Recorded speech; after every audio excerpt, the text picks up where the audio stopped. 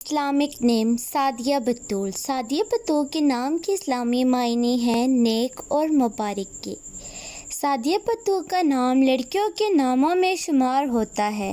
سعدیہ بطول کے نام کی ابتدائی تاریخ اردو زبان سے نکلتی ہے۔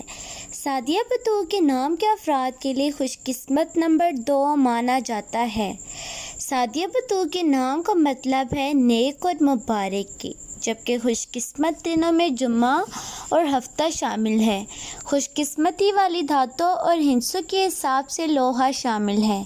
سعدیہ بطول کے نام کے افراد کے لیے موافق رنگوں میں نیلا، بنفسجی اور کالا شامل ہے۔ سعدیہ بطول کے نام کے افراد کے لیے موافق پتھروں میں نیلم پتھر شامل ہے۔